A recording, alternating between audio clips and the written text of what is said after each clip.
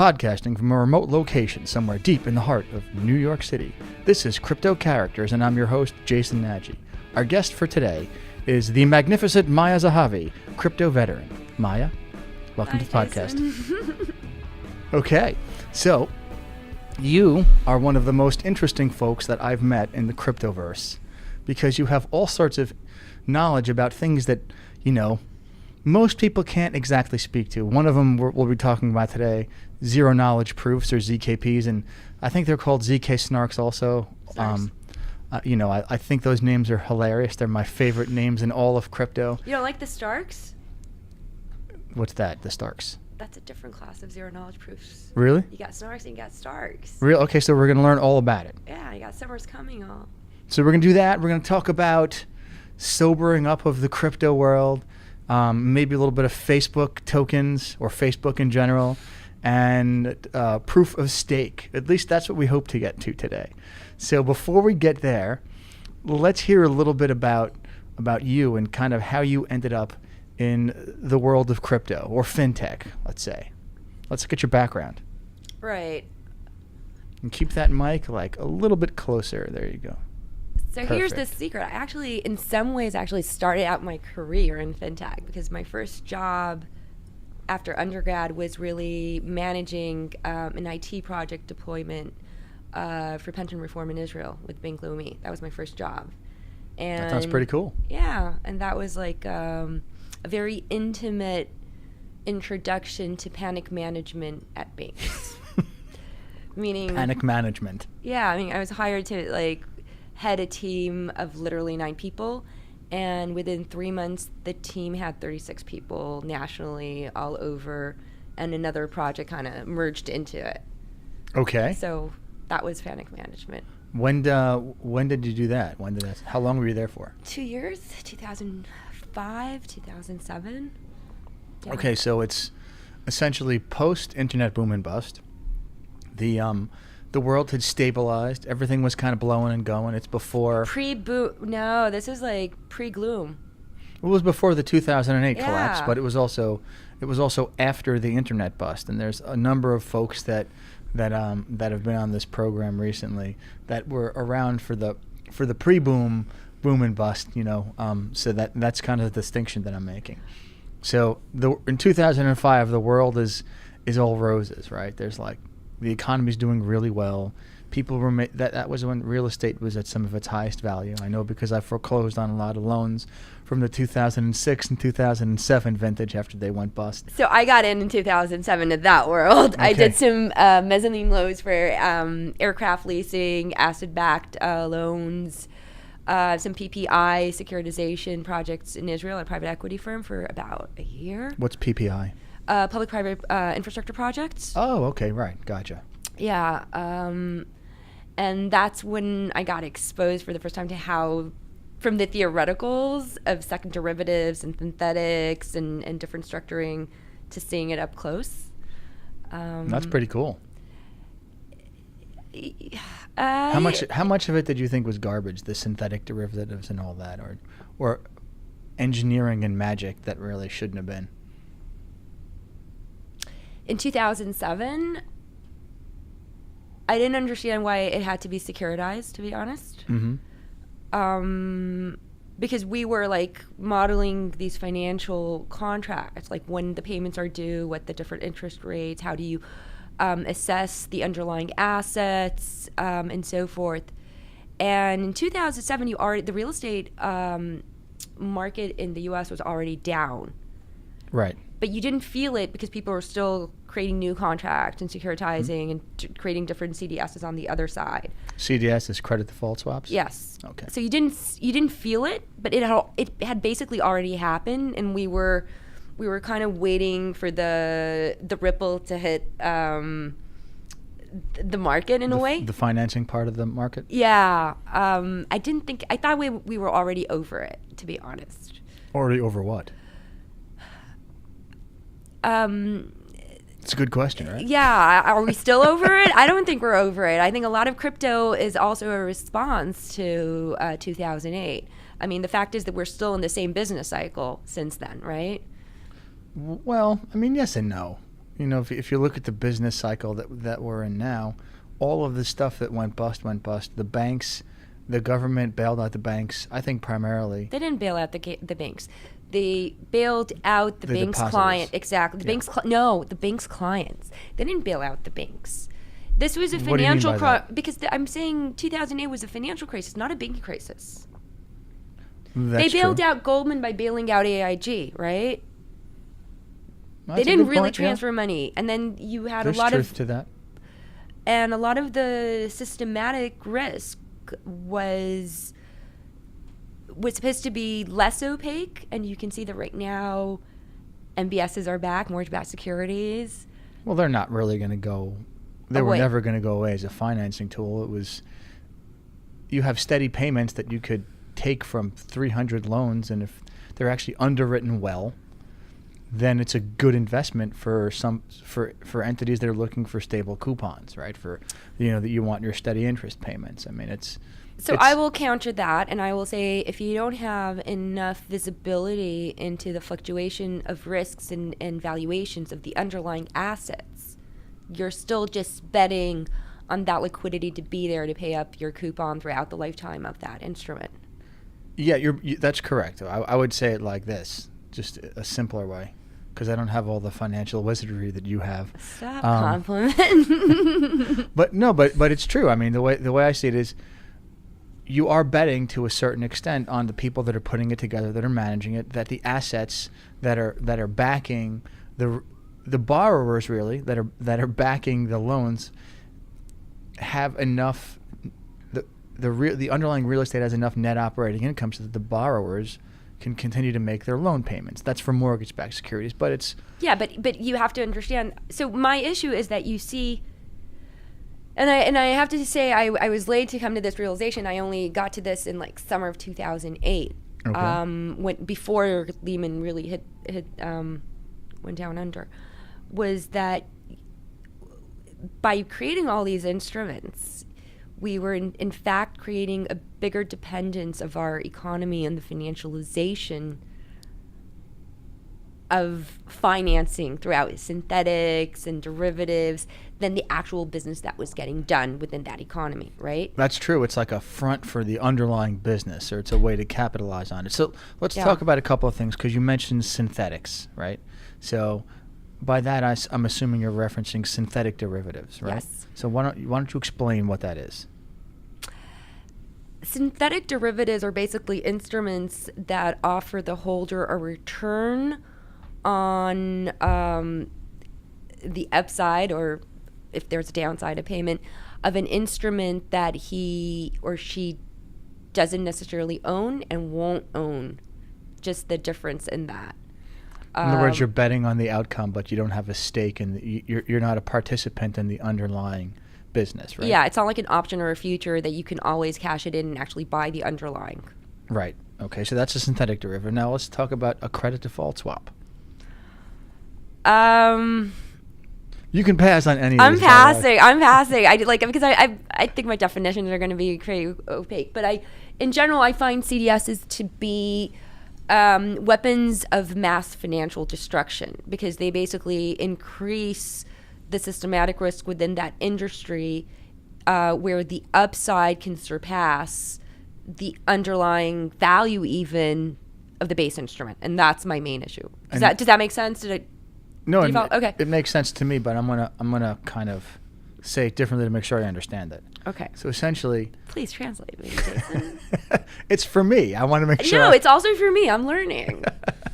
I don't think so. Not from this. I am. So all right.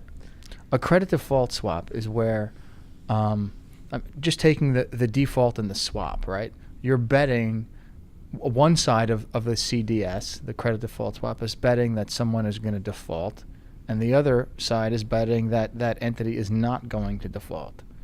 And they're willing to put in a regular, to pay in a regular basis in order to ensure that as long as that entity continues to function, they get a coupon.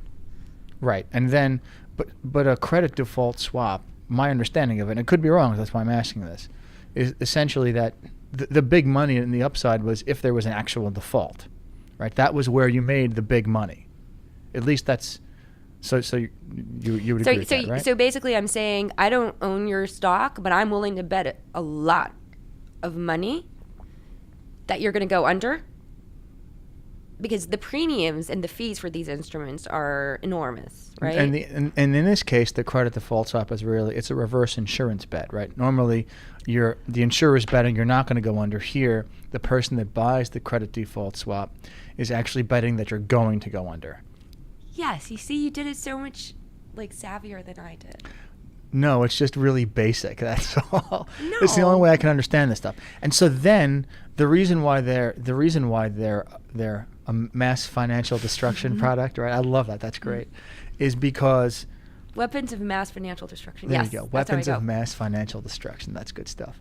I'm going to take that. We'll put that in the parentheses of this episode. And we might be hyperbolic a tad. I don't think that's true, because they really were the primary. It seemed to me like they were a big part of the destruction that was caused when the underlying residential mortgage-backed security bonds went bust. They were the amplifier, right? Right, they were like an accelerant. Exactly. They amplified the ripple effect so that it was vastly more painful than the actual underlying asset going under, right? Because the underlying asset was some suburban house in, I don't know, Raleigh, right? Mm-hmm. That lost a bunch of value. Is it Raleigh or Raleigh? I'm sure there's one of each. Okay, all right. Somewhere. And someone in Sweden, some poor pension fund in Sweden, had put everything in to these bonds. So someone in the bundles of all of these real estate assets got bundled into this one security that was sold as a bond to some Swedish pension fund. Why Sweden? We like Sweden these days. No, I know that, but I think that it was either Sweden or Iceland. It was Iceland. So Iceland. Yeah. So Iceland. This is the part I love. You might want to later censor this part. I'm not censoring anything. Really? Unless it's really, really bad for someone and they ask. So. Yeah. So we're not going to mention the name, but there was this chief economist consultant who also was a dean of a business school in, somewhere on Manhattan. In Manhattan. Yes. Who basically did all the advisory for evaluating the real estate assets in Iceland before they got bundled and sold off, right? He was So he was hired by the government of Iceland? Sort of, and some bank that we're not going to name, and So he was probably hired by the bank, and the bank was working, as the pension advisor for the government of Iceland or something like that. Yeah. And, okay, keep going. Let's hear the story. No, I'll just send you the links later. I don't want to be going. But in Iceland, what's interesting, I find it fascinating, to be honest, is that post-financial crisis, when the Obama administration came in, they had several options of how to restructure the toxic assets that they ended up owning vicariously, that the U.S. government owned. And one of them was TARP. The other one was, of course, quantitative easing. And the third option was putting all the toxic assets into one bank and calling it a bad bank. Okay. And then kind of issuing equity in that bank until the market at some point catches up, and these toxic assets, their price goes up because they're not all of them that toxic, of course, because it's all eventually they get worked out, and some of them have assets, and some of them have value because there's inherent value in the real estate or whatever. There you go. So the U.S. was at the highest echelons of government really debating these options, and they went with the TARP.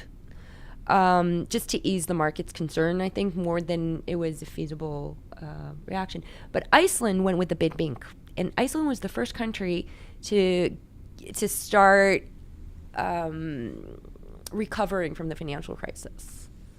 Right now, they're doing very well. Right, they're doing well now. Maybe even better than any other post-crisis country, because they don't, you don't have to wean them off the quantitative easing, which is interesting. I find. Well, I represented some banks that bought, and special servicers that bought some of these bad loans.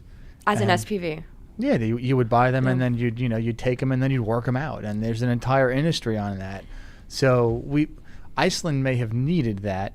The U.S. government, a lot of what they did was the FDIC would come in, they'd take over the bank, and they'd do an asset sale of all of the Fire hose sale. Exactly, and initially there was some really good pricing on it, but after a while, people caught on, and everyone was involved, and so the demand kind of outstripped the supply, and so they were getting really good value after the program was out there for a little bit. So the banks that got in early, and then the note buyers that bought in bulk early on, they did well because they got some really good value. So. By the way, but it's not only there; it trickled down. So I think I looked it up a couple of years ago because it was like it was just interesting, and it was a good investment.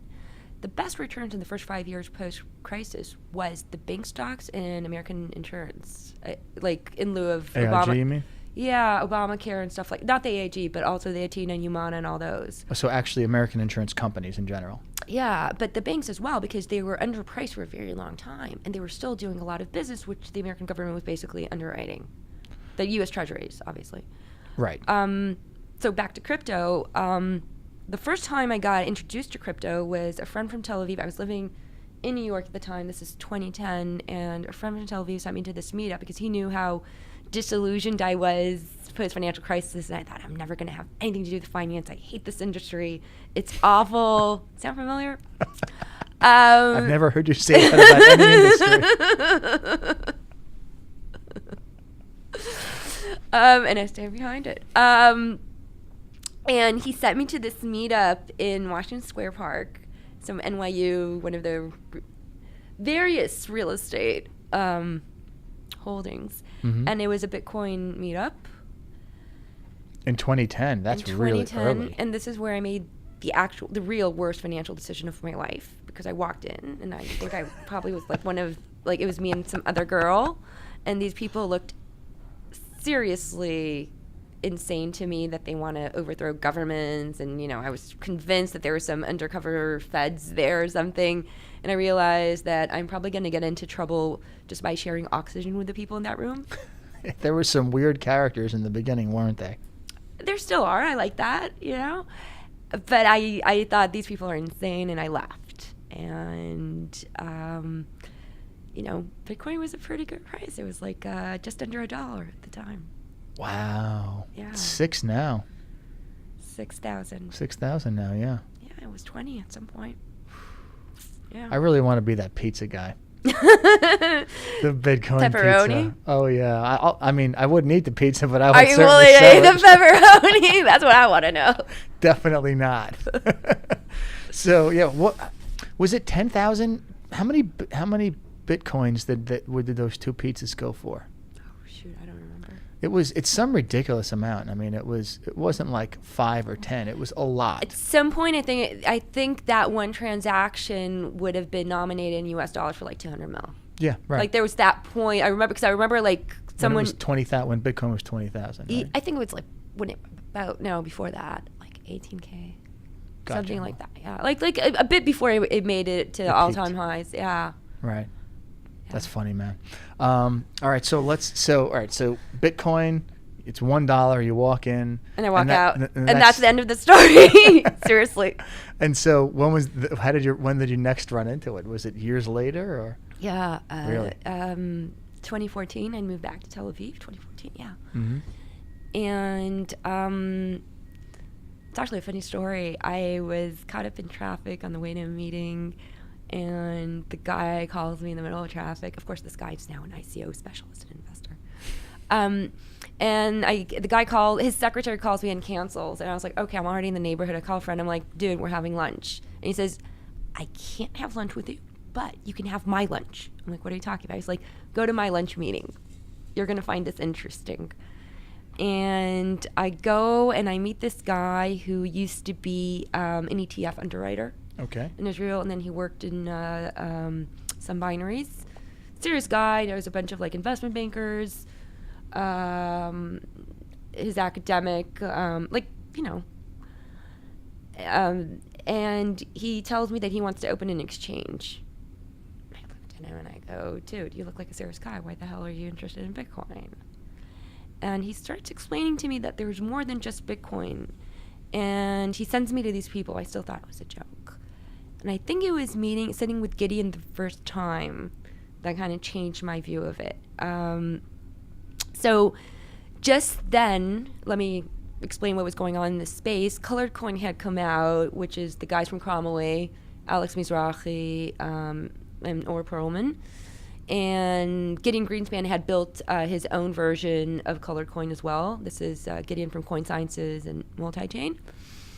And I remember Reuven, the trader, interned me to Gideon, and I sat with Gideon, and Gideon started explaining to me how he's going to be sending invoices and how everyone can see the metadata that he had inscribed in that. And for me, there was this eureka moment when I realized the concept of consensus and having really programmable money and transactions, because it felt like that the concept of consensus with transparency is something that can reduce the systematic risk, or at least have it be accountable in the pricing. Like, for me, it just went back to 2008, like the CSDs. The transparency aspect of it, right? Yeah, which is kind of ironic because now I'm obsessed with privacy. But at the time it was. Because it was like, oh, great. So if I'm a regulator, I can look at that blockchain. I know exactly the value of all these tokens or assets, and I know what the volume is, and I can see the tape going back. Right. So that was a very powerful concept. At the time, the Ethereum yellow paper had just come out. The ICO was going to start. Yellow paper? That's funny. Paper. Why do you call it? They call them in the industry white papers because it's mimicking a white paper that you have that's supposed to be on thought and academic stuff. Since some of these folks were academicians, at least that's the thought with the first Bitcoin Satoshi's white paper. But why is Ethereum called the yellow paper? Because it's not white. I'm sorry, I can't come up with I don't know. I it was know the yellow was paper. Another reason. Because it's not white. Because the white paper is Satoshi's, Gotcha. introducing an electronic P2P payment system. So it's a derivative of Satoshi Nakamoto's. So it's yellow. Gotcha. It's funny because I'm still waiting for the blue papers and the pink papers. Well, the pink papers came with the bear markets, but... The crypto bear markets, that's right. All of the ICO white papers or the vast majority of them in 2017 are now really pink papers. That's very funny. All right, so... No. It could have been better if you did... Yeah, never mind. What, the joke or the outcome? Yeah, the outcome.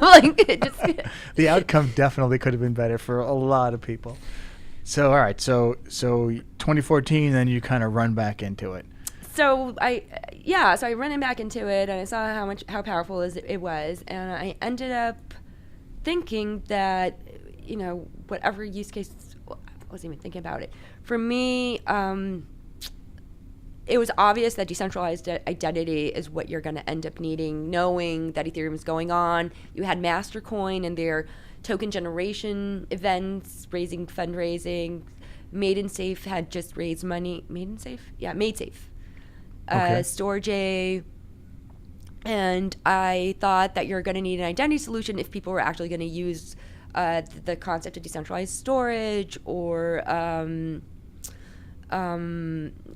payments. I mean, I'm thinking about what projects were going on that back then, the big ones. I mean, that's enough. Counterparty was happening. Rootstock, yeah. So it was when it was the early days of the creation of the first layer, I guess, right? Yeah. Of these projects of crypto. On top of Ethereum, on top of Ethereum, whereas the Ethereum hadn't been built yet at that time. So Ethereum is. Why don't you just let everyone? Well, those that might not know, because some if they're listening to this podcast, they know what Ethereum is. Okay, all right. It's the first smart contract platform. Right, and it's. At least as of now, it's still the market leader in smart contract platforms, although you're hearing about others. Yeah, it's really... Is that about right? Yeah, I would agree with that. I think in some ways Ethereum is the incumbent in terms of smart contract platforms. It's the most open community. I I think it's like the third largest market cap right now.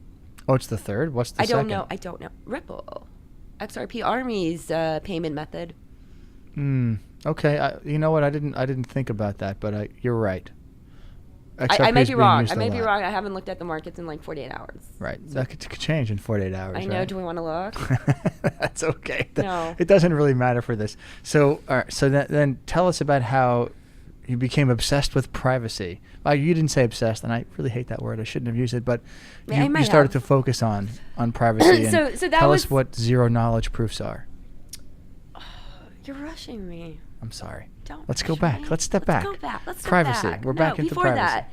That. So eventually, everyone thought identity was too early, and I got my first job leading business for Coin Sciences. That's Gideon. Okay. And essentially, I think by that point, you had bankers on the scene starting to look into Bitcoin. Okay. The blockchain. Maybe we're interested in blockchain, not Bitcoin. Why are we interested in it? What can it solve for us? And Gideon came out with multi-chain, which was basically a fork of Bitcoin for private implementations. And I just hit the road and started shilling different use cases for settlements, for trade finance, for supply chains, to different bankers, kind of understand their reasoning. And this is from an understanding that essentially a private blockchain is a distributed database system with a shared right. And every time... Wait, say that again slowly so I can make sure I followed it. It's a shared right database that's distributed. Okay, yeah. Okay. A private blockchain you're talking about, right? Okay, so... Permissioned. Yes. Thank you for that. And to be honest, that was a real eye-opener because I learned a lot just talking to bankers and financial market infrastructure people in terms of what their considerations are in terms of netting and real-time gross settlements and legal finalities and different IT considerations that they had and the actual business model, right? Like, why do you need a blockchain if Swift can do this for you, right?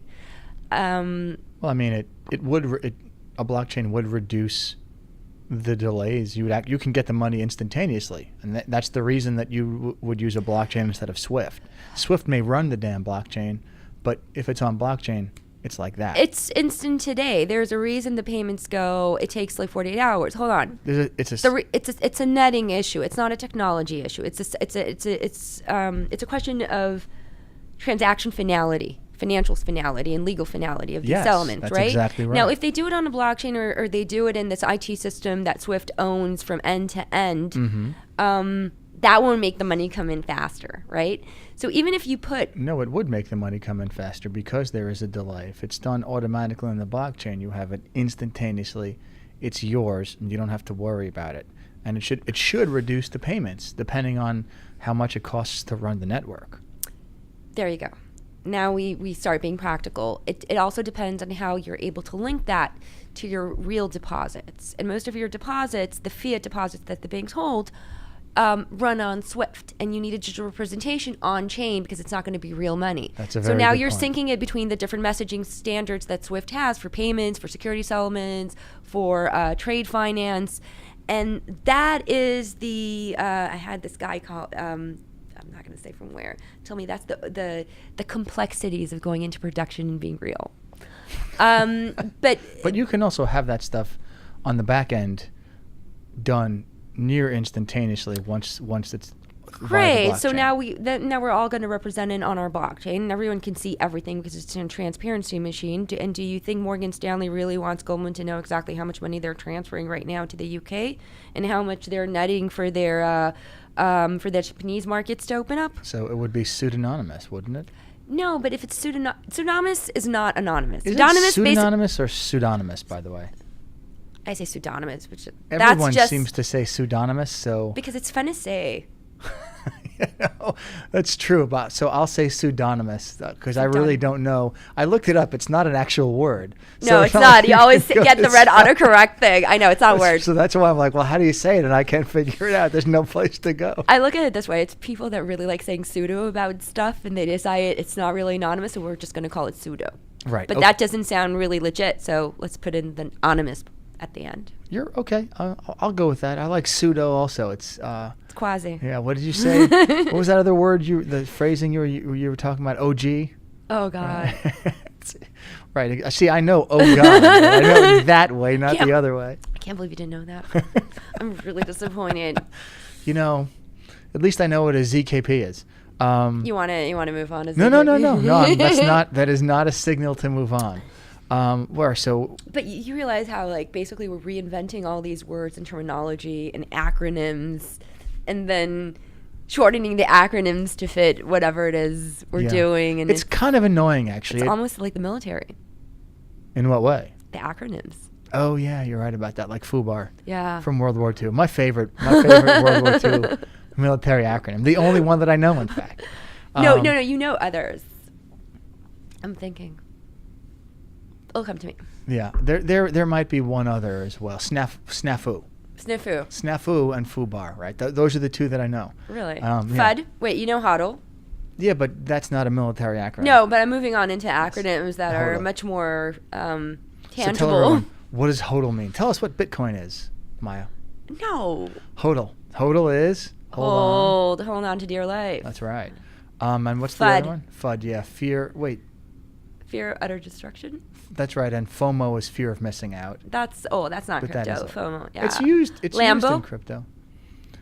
For short for Lamborghini, okay, you're right. It is. You're right. Lambos to the moon, right? Yeah. Lambo, which is what is that one supposed? I mean, I know that we're gonna have Lamborghinis and fly to the moon, and that you're gonna have so much money, but it's just that one is odd to me. Like why a Lamborghini and not a Ferrari? That's what. No, why a Lamborghini to the moon? Why isn't it just Lambo? Because it went to the moon, and then you get the Lambo. Okay. The token, the price went to the moon, and now you can afford the Lambo. So shouldn't it be moon? It's not you have the Lambo and then you go to the moon. You go to the moon and then you get the Lambo. Are they talking in Hebrew? Because it's reversed. It works in Hebrew, but it doesn't work in English. Does it? Go to the moon and then you get the Lambo. Because you say it backwards. You lost me, Jason. Well, you would say moon Lambo, right? That's you say Lambo to the moon. You do say Lambo to the moon, but first it went to the moon and then you got the Lambo. That's my point. That's why it works in Hebrew and not in English. It makes more sense in Hebrew. All right. Well, I'm gonna have to think about that one. Think about it for a second. You mean like Passover, like we'll do it here and listen, like that kind of thing? No, I mean in general, and you in Hebrew the way that we speak is reversed. The structure is reversed in many instances. I'm not the person to ask about that. You realize I don't really speak either Hebrew or English. I speak gibberish. You could have fooled me. I speak gibberish. I've heard you speak both. But anyway, we were talking about something before we got off on this awfully fun tangent, actually. All right, well, we'll figure it out. We were talking about the way everything is being reduced and Swift, right? Exactly. So you've got Swift, and the whole point about the blockchain is that you can put on a blockchain and you can have instantaneous money, but you don't have instantaneous money because it's in an electronic form. It's not in fiat, so it has to go from one bank account to another on Swift, which is going to create a digital representation of the money on the Swift network, let's say, or whatever. But it doesn't really happen. That's not really how you look at all the private blockchain systems. They're not doing that yet. They're going to eventually go there. Where are they right now? Where are we in the blockchain creation? So you have some really cool so you have some banking cartels or consortia. Consortia, I wouldn't call them a cartel. They will eventually be that and I think this is... Cartels imply price fixing, though. Yeah, LIBOR. Well, that was absolute. Okay, I understand. I'm sorry. That's why I love conversations with you. You're right, LIBOR. Yeah. I don't, AML. I stand corrected. Compliance fines, like really. True. So I think in the beginning, like back in 2014, 2015, I was really thinking that a lot of these use cases are essentially having a conduit between different data silos across one workflow. Okay. Right? And looking how it all progressed in the private space, where you have these consortia where they essentially open a new entity with joint partnership in order to align everyone, or they raise funds for this one consortia, which is essentially this one company building the whole thing. Right. And then you go, then why don't you just use Swift? I'm more in line of thinking that blockchains in general are about incentives. They're about creating enough incentives for people to sustain a network. A network resource, allocating resources to that network and making use of that network because of the business rewards they get, meaning cost cutting different back offices, middle offices, disintermediating some parties. I hate that word. Disintermediate. I like it. It's the one word. It's my most despised word in the blockchain world. Really? Yeah, That's because it doesn't happen. Yeah, that's true. That's because it's a marketing word. It's garbage. I agree. I think essentially, I like the concept of disintermediation, okay? I'm thinking if this whole inefficient technology is going to be worth it, it's because for the first time in more than 160 years, the financial intermediation cost is going to be reduced. Because nominally, the cost of intermediation in finance hasn't changed. All the tech, all the modes, all the regulations, and nothing has changed. And so the concept of disintermediation I find very appealing. One, it reduces costs, but two, it can also reduce the amount of parties that are privy to data. And I'll expand on that. When I first started talking to banks about use cases, they all said, "Oh, great, we can do a Bloomberg use case." And I was like, "Okay, why do you care about Bloomberg? What's your issue? You're all obsessed with being Bloomberg and having an aggregated kind of shared right database together." And then this one banker told me this. Their issue with Bloomberg is because they give away their data for free. Right. And they pay money to buy the aggregate of all that data. Right. Right? So you're paying Bloomberg so that Bloomberg could take could take something from you and then use it to sell it to you. Yeah. Yes. Yeah. And then you realize that in a lot of different compliance, reconciliation use cases that banks deal with, they're essentially sharing their own data with different vendors in order to get have those vendors tell them, this guy's KYC, this is AML, your compliance is fixed. And so they're disseminating their IP, right? The gems of their business, their client data, the transactional graph, and they're sharing it with a bunch of other people. Because you have to do it, right? Otherwise, I mean, when you send someone a check, data verification sometimes, it means that they are sharing their client's data with another 30 vendors just to know if the guy is okay to be verified and onboarded onto their platform. You know, every time you say really like that, I get nervous. I say what? Every time you say really, I start to get nervous. Like, what have I missed? That's true. Should I transition into seriously? You could do whatever you want. It doesn't really matter. Okay, I will. We'll I think they're probably both scary. Right. That's true. It's true. You're right about that. So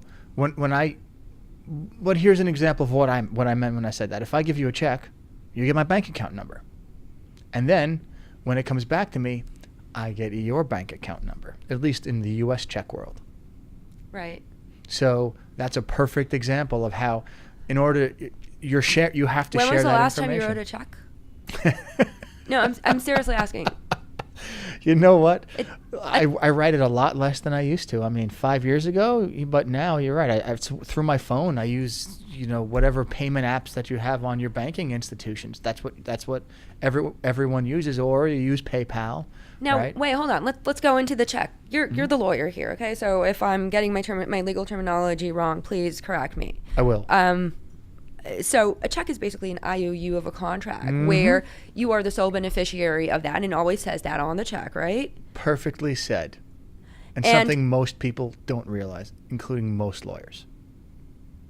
I'm not sure about that, but yeah, lawyers. I've litigated this stuff. Trust me. Yeah? Yeah. So you need to tell me that story. And so a check is a piece of paper contract that says this bank is Jason wrote an IOU that this bank will cover and transfer from this bank to the beneficiary's bank, who takes the paper check. You had it right the first time. It's an IOU. It's an IOU. That's what I'm saying. And now they have to transfer the money between the banks, right? Yeah.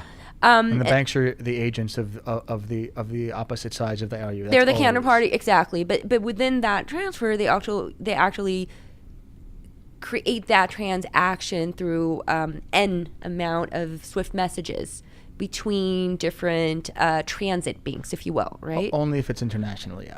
Cross element. Yeah. Definitely. Otherwise, if it's national, then you don't use SWIFT. You just use your national checking institutions. It's like, well, the banks send stuff to each other in bundles of checks, and then people reconcile it, and then say, okay, that's my check. Okay, good, and that's how it works. So here's what's interesting. A lot of people talk about blockchain because you want instantaneous payments. You don't. Banks make their money off of netting. They like the fact that it takes 2 days to get the money all out in that bundle to the other bank. That's where they make their money in terms of liquidity management. What do you mean? Because they don't have to actually... So in other words, they're getting the money for a couple of extra days. Yeah. While the checks are being... And then they can put that money to work. Overnight. By using the London Interbank overnight rate. I did not say that, but that would definitely be an option. That was one way that they used to do it. Especially if you knew exactly what the pricing was. Yeah, it's really, really beneficial in that circumstance, or if you could make it up. All right, so you're right. So the banks don't really want that, and probably as a customer you don't want that, because if you keep compressing the margins for the banks, then you're going to get less free stuff, right? But here's what you do want. I want to be able to send a transaction from Tel Aviv to a bank in San Francisco instantaneously, right? Yeah. I don't want to have to pay remittance fee of $45 or a percentage of like the transaction plus the Forex exposure. Right. And I think that's why remittance is one of, if we go back to fintech, was one of the first products or services that really took off outside of banks. If you're thinking about... From what perspective? From a fintech users, perspective? Yeah, from fintech perspective. Users, that's adoption. Absolutely right. But are there any bank... I mean, no bank... The only bank that's using it really is Signature Bank. Signature Bank has its actual a functional coin that it uses on the blockchain to transfer money. It's the only one. Yeah. Wait, we're back to crypto. I was talking about things like... oh my God, I forgot what it's called. The British company. I'm blanking. What does it do? Remittance. Oh, I don't know. No, it's big. I can't believe I forgot. TransferWise. What? TransferWise? TransferWise. I don't know it. Okay. Okay. I'm really U.S. centered when it comes to financial products in the financial world. Like most Americans. I do speak. There is life outside of U.S. though, right? I hear there's a whole world out there. Yeah, they say. That's right. They say there is. I've been there. Yeah, I've been to some of those places too. I know. I've certainly been to Canada. I've certainly been to Canada. So Canada, for example, yes, is actually. I always tell this joke that I think the most decentralized thing, other than the Talmud, is probably the U.S. regulations. So first of all, you really did just blow my mind about the Talmud being decentralized, because you're right. Those are conversations that took place separated by hundreds of years by people that never actually spoke to each other. You're absolutely right. And was all synced. And all over the world. Yeah. You're absolutely right. And was totally synced and agreed upon. And and even the disagreements, the debates, they kept on continuously happening in a very contextual, I can say, I think, sometimes. And post-Talmudic it continues. So you're absolutely right. Yeah, don't get me into that. But you brought it up, not me. No, just as a poetic concept, like, let's just appreciate it. It is a decentralized syncing of an entire community and a coordination, which is really what blockchain is, right? Yes. And that's in the good sense. On the other side, I look at the U.S. regulatory it's completely entities, decentralized, completely. but in a way that stifles. It's bad. I was trying to be diplomatic. Hey, I work here. It's a complete mess. There's 7 or 8 different. I mean, there's more than. All right. So you got the SEC that regulates securities. You have the CFTC that regulates commodities, right? CFTC, FinCEN, CPFB. Well, is it the CFPB? They changed their name, right? It was a Trump appointee that for some reason thought that would be more helpful for people not to be. I'm self-censoring. No, what I don't know. Okay, that's fine. So right, it may have been. Mulani. May have been changed. Oh, really? That's pretty funny. No, I'm serious. He changed the name. That was the one thing in order to get the people not to know that they're on the financial protection side. They changed the name to something else. And then it cost them a bunch of money to change all the insignia, and like the logo and stuff. That's really funny. Because that's what the people who fight the deep state do. Change logos. Right. No, totally. I'm sorry. The deep state. So, but and then you've got the individual prosecutors' offices, which in all 50 states, and you have the state regulators, and on top of that, you have the U.S. Department of Justice. And the IRS. We forgot about the IRS. That's right. That's a big deal. Yeah, I mean, so... And then you have the Federal Reserves. And then you have the OTC. Yes. And then you have the... You mean the OCC? OCC, sorry. Yeah. And then you have the... what's the other one? Isn't that enough? No, there's one we're missing. Hold on. We're missing someone. We got OCC, we got FinCEN. You can say you have the FTC, but that's a different issue. And you have the... It'll come to me. But the point is, so I really think it's not good, because if you're trying to innovate and you have so much regulatory uncertainty, I know what you're talking about. I know this. You're not talking about the SIPC. No. It's not. It's not FINMA. No. FINMA is the organization that does it. No. And that was FinCEN. FinCEN. What is it? Anyway, it'll come to us. We're doing a lot of talking. That's okay. Yeah. So the point is that all of these entities don't really they roughly try to coordinate, but they can't, and they're making policy, and they're trying. Maybe they're trying to do their best, right? I try to give people the benefit of the doubt, but it's too difficult to innovate when you have so much uncertainty, and the fact that you have 7 different heads doesn't help. Makes it even harder. Okay, so the way I see it, and this is my observation, is I think in terms of financial, like just consumer payments, I think you can say without a doubt that the U.S. is lagging, right, comparatively to Europe. Financial consumer payments. Yeah, because the fact that a lot of stuff doesn't use SIM, you don't have tap to pay. You don't have a lot of challenger banks here, if SIM? any at all.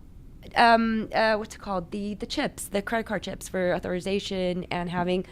We have those chips. Yeah, they're used now. Like in the last year, it's been out for almost a decade. It's been out for a decade. Yeah, and okay. the ACH We are behind in that. you're behind that. You don't have PSD2, which is the Payment Service Directive number 2 that the EU has, which basically means that it's mandated for every bank to have an API that developers can use. Right? There's no requirement from that perspective. There haven't, as far as I'm concerned, or as far as I know, there aren't any serious challenger banks. What you do have, that's true. What you do have is a lot of interesting financial innovation that happens within the incumbents, right? Which I think is part of a bigger trend where there's a market concentration of tech giants and big banks. Yeah, I mean, I think that the challenger banks are really tech companies right now. I saw you put something on Twitter a couple of days ago about WePay. WeChat. No, WeChat. That's the Chinese app. I wrote something right? about WeChat. Okay. Yeah. I forget what it was. Imagine but, that. Yeah, I know, right? And then you referenced, was it, or maybe after that I saw a separate article about WhatsApp and Facebook. Oh, yeah, I think that was also one of your tweets. So you're talking about it. I was like, good points. So if you really think about it, we're looking right now, and I'm going to be, if I'm conflating several non-synchronous political entities, I look at it as most of the tech and regulation in finance has been driven since World War II, post Bretton Woods, by the U.S., right? Yes, absolutely. The currency of the world is the U.S. dollars. The U.S. decides who's within our financial infrastructure and who's out because of sanctions or AML requirements. The Yes. U.S. demanded FATCA to be applied where they're the only country that doesn't share information. My favorite name of all of the regulatory agencies is FATCA, by the way. That's the one we forgot. Yes, there you go. I knew it was something like dear and near to my heart. It's such a great name. Well, who thought of that? I want to thank the guy. I want to give the guy or the girl, the group of people, a giant hug. It just makes me happy to say it every time. Do you want to say it, Jason? FATCA. Say it a couple more times in this podcast. So I think that's been going on for a good 70 years, almost 80 years. And right now we're seeing the rise of Asia. We are. WeChat is probably the biggest example for that. And I think every retail bank and every tech company wants to be WeChat. WeChat is in Asia or in the here? US or in the West or in Europe. WeChat is basically this one and all app store, payment services, messaging services, social network, Amazon, like everything in one silo, where basically you have this. Keep talking. You're good. Don't make me self-conscious. No, I'm making sure that the shot is right. Okay, I want everyone to look good on this podcast. So there you go. Thank you. Angles. It's all about the angles, right? That's true metaphorically as well. I'll give you an example. I used to have this one over here, and it was cutting off my face half the time. So, like I said, I'm not really good with all the visual stuff, but occasionally, after like 10 tries, I start to get things. So anyway, you're talking about... So you take notes? You take angle notes? It's all in my head, believe it or not. Yeah, but How do you sync it with reality? I normally don't sync it at all. It normally doesn't compute. You need a blockchain. You need an AI singularity blockchain for that. I do for the mics and for all of this stuff, the setup and all that. I know no one knows. We have 10 people in this room right now doing all of this stuff. It's you, me, and 10 other people. They're all ghosts. All right, so we were talking about... But the non-spooky kind. That's right. WeChat. WeChat. Alipay, WeChat. Right. So WeChat. So everyone here wants to be them. Tell me why. Because basically they have all the data. They're the biggest data hoarders. Think of all the information that Amazon has, all the information that Facebook has, all the information that Google has, all the information that Wells Fargo has on their clients. Right. All thrown into one entity that can now also dictate the supply and demand of new products because they see the trend lines and of different offerings. They take the fees per transactions if we're talking about being able to message money, text money. Well, and let's just step back for 1 second. So WeChat is it's a China-based app, right? I know that when I speak with people in China, they can't use WhatsApp, so they use WeChat. One of the reasons that I think they can't use it, also another app I think is Blue Jeans, which they use in the Middle East. I've never heard of that. And I come from the Middle East, Blue Jeans. Well, it's not the part of the Middle East that you come from where they use Blue Jeans. It's the part where they're a little bit more controlling about things, and the government won't let you use apps that are fully encrypted. So WeChat is not fully encrypted. It's not end-to-end encryption like Signal in the U.S., which I love, Telegram, and of course the one that for some reason my brain just died on me. WhatsApp. But the big WhatsApp. There you go. So WhatsApp is right now it's end-to-end encryption, but it's not going to be that in a couple of months after they integrate WhatsApp and Instagram and Facebook on the back end, right? And then once that happens, gets all this metadata, and he makes his first move into try and be the Western WeChat. And so then, wait, hold on. So let's go back a bit. And then everyone's going to Telegram. That's what'll happen. Or Signal. Yeah. Well, especially now that the WhatsApp founder gave a donation a couple of months after he left Facebook to help subsidize the Signal development. Anyway, let's just go back for a sec. A lot of the issues when you have one central party hoarding all this data is that some of their monetization stems from modifying people's behavior. Absolutely. And they make that into an open market to advertisers and partnerships and devs on top of that. Now, what happens if that modification gets decided by a nation state that is using that in order to govern their people? Like China? I don't know what you're talking about, but yes. Or Iran, much, much more nefarious. No, just like... Iran shut off, during the green protests in 2009, when our country remained strikingly and startlingly silent, which was just a disgrace, a national disgrace, they were able to shut down all the cell communications in Iran. I mean, they used products that were provided by the cell providers to do it. So there was a really big political backlash from that too. Yeah, Appropriately but it's still ongoing today, right? So you can see that a lot of Silicon Valley companies are also assisting in building out this surveillance infrastructure in other countries. You see that China is creating their own Silk Road and Belt by and building out this infrastructure in other countries as well. And in that way, their tech stack is on its way to head-to-head collusion with that of the U.S.-based tech stack, right? How is there a head-to-head collision? You mean just from a competition perspective, or like a programming perspective? So eventually there's going to be a global standard for all these things, right? Just like you have in different telecoms, there is a certain standard. But you see that in competition, you see that in dispersion, and when it's going to apply to finance, the question evolves into who is really dictating the terms of trade and who has the right of deplatforming or onboarding people into these new payment or data rails. And that's why you see the U.S. government going up against Huawei and on the 5G infrastructure that they're spreading. Well, they're also, I mean, were Huawei phones banned in the U.S.? Yeah, a while back, I think, right? Yeah, I mean, they can't really operate here, and, I'm okay with that. Because there's a difference between state.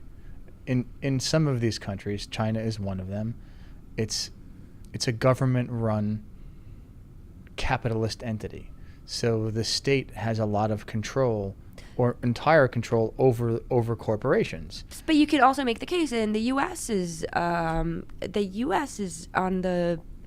in danger of becoming a kleptocracy, and the 2016 election or Facebook getting off with a big fine would be a sign that the U.S. is, or the West, it's not only the U.S., That's true. The U.S. is the leader, that the U.S. is a corporate-run government where the politicians and the governments are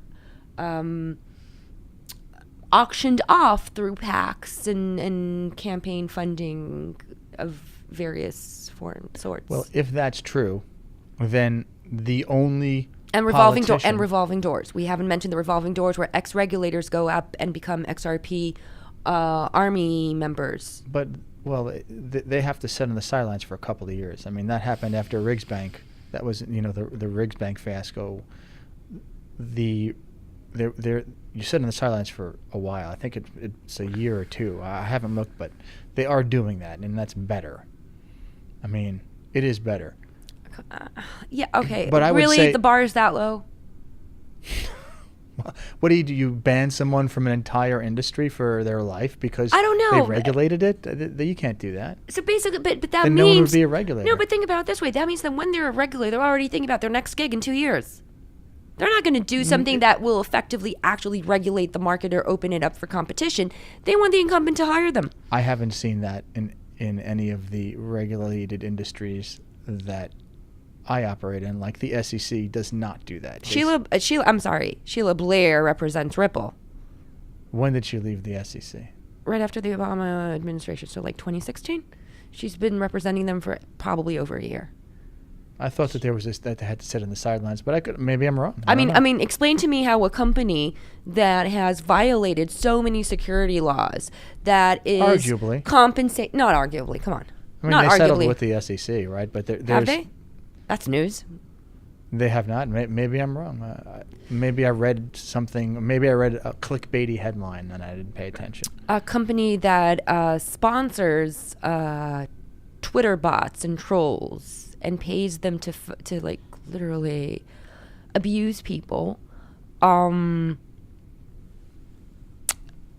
that misrepresents their offering in ways that I find on the verge of like, if it was a security, that would be security insider tradings and fraudulent reporting. Let's be honest about it. If Ripple's a security, then they are probably on the hook for about 3 different violations, and we're talking about like board members and C-level people. Well, I would say that generally speaking, if any company like that, right, let's just take it out of Ripple for 1 second, but any company that would be in that particular situation would have a number of securities violations and security law violations because of. Look, you have an ICO, right? No, we're not talking about ICO. We're talking specifically about a company that decides to, let's not get into that. Right, and the I'm at a disadvantage talking about the specifics of Ripple because I know generally what's in the zeitgeist, but I haven't really dug in. So it wouldn't benefit us to really exactly. Talk about let's drop that. But go ahead. Sorry. So what I would say though, that if you're worried, if you say that the U.S. is on its way to becoming a kleptocracy because of super PACs, things like that. I can't believe how we got there, but yeah. Thank you, Jason, for that tangent. Okay. I would say that if that's the case, then Trump would be the exact kind of candidate, minus, let's say, the personality. We're not going into politics. No. Oh, come on. No. But the point is, be careful what you say, right? No. Because he didn't have any PACs. Didn't he just raise him and Bernie Sanders, right? They're raising money from individual small donors. Seriously, drop it. Really? It's called the NRA. It's called what are you? Well, the last I checked, the vast majority of donations to the 2016 candidates, the fringe ones, right? Okay, I'm not talking about presidential. Let's be a lot more honest, okay? How many? I'm looking at the banks and who they subsidize. I'm looking at the big tech and how they got Nick Clegg to suddenly, like, Nick Clegg now is the head of government affairs for Facebook. Nick Clegg, right? The coalition member from the Liberal Democrats in the UK. That right. As a part of their coalition agreement, Brexit was on the ballot, on the referendum. Robert Gibbs. But to your point, that happens in the West in general. Right? People are in an industry, and they regulate it, and they go on to the other side. I mean, that's not. And if your industry is law, then you're and you decide you don't want to be a lawyer, right? You're going to be doing something relating to what you did before because your skills are going to apply. So. I mean, I hear what you're saying.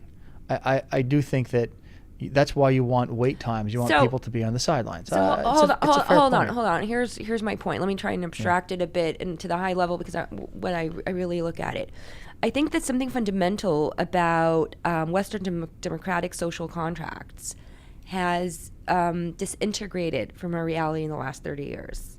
And some of it is this promise that, call this the minimum viable life, of like, if you're just a citizen, what do we as a country guarantee for you?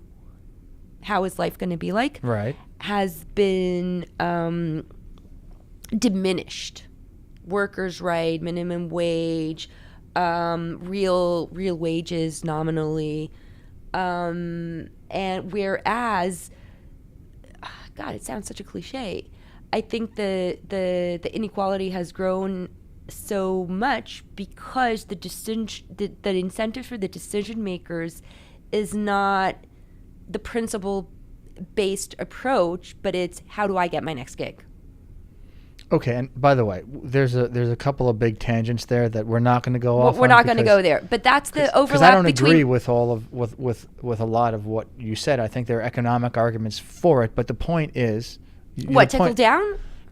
Yeah, well, it's not really. It's supply side economics. Okay, we're not going on there. We're not going to talk about that. We're really not going there. But my point is that both, if you look in the 2016 elections, both Bernie and Trump voters, it was a really big overlap, which is essentially. Which is weird when you think about it. No, it's not, because these are people that used to be middle class, right? And they had a good life. Their minimum viable life was pretty good, especially if you were an American. And over the last 30, 40 years, they started slipping in terms of where they are on the social economic spectrum. Mm-hmm. And if they used to be a real middle class, 70% on a blue collar job with no college education, they're now looking at the 4th percentile. Well, Do you know what I'm saying? And suddenly they see that they're not gaining any of the benefits of a booming stock market because their pension fund sold it to them after, like, I don't know, IPO or something, or how much of the returns they're getting. That's not where the money is. The money is on the really sophisticated, super structured, private equity, early stage VC money. That's where our economy was growing in the last 10 to 20 years. okay. I think that's true. Okay, and they didn't benefit off of it. But these businesses made money out of cost saving their labor costs, Yes. deregulation, So changing the whole worker employee-employer relationship, if we're talking about Uber or the gig economy of that. How did we get on this tangent? well, we mean, were it's talking. interesting. We were talking about the way that the tech companies are taking over, and they're going to be making financial decisions essentially. That I was think they're kinda how already we got making it. governing decisions. If you're looking at different algorithms and dynamic pricing and that- discriminatory. That was your point. Yeah, because they have all this data and they know exactly who you are and they know exactly how that is worth or should be classified or indexed when they're looking at a partnership or an advertiser, right? Right. And there's at least some sense of competition within. No, I wouldn't say competition, but I'd say you have Google and their advertisers, and you got Facebook Right. and their advertisers, and you have Amazon, and they're in some sort of competition where they're basically in the business of monetizing user data. Yes. Notice who I did not mention, Apple, where Apple said, we're in the business of making really good closed gardens. And we're not going to sell your data. We're going to make sure that you can trust us to create that closed garden. But they use it for themselves. Apple. I mean, Apple does use the data. They just don't sell it. They don't sell, exactly. That's a pretty significant thing. You think so? Yes. Even though it's just generalized data, where it's stripped of all the individual's information. So this is where privacy comes in, and I think Apple has already integrated. It's really interesting in terms of both payments, both infrastructure of point of sales, and in terms of privacy, they use what's it called, selective disclosures. They've already built a lot of the identity databases in the cloud of all your Apple data to be private, so they can't access it. And Apple can't access the data? So if you remember, the U.S. government sued them to open an iPhone that they had a while back. I do. Okay, so you tell the story. You probably remember this better. I mean, it was one of the cell phones of the terrorists that shot up, not Sacramento. What It wasn't Sacramento. It was in I want to say Florida, California. No, it was in California.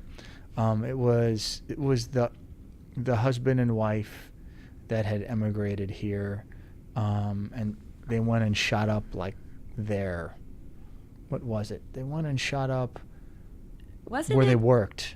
It was the Sacramento. It was the Sacramento. Was it Sacramento shooting? Yeah, I believe so. And they needed to unlock the phone. And isn't it insane that we remember stuff according to like where the shooting was? It's almost like.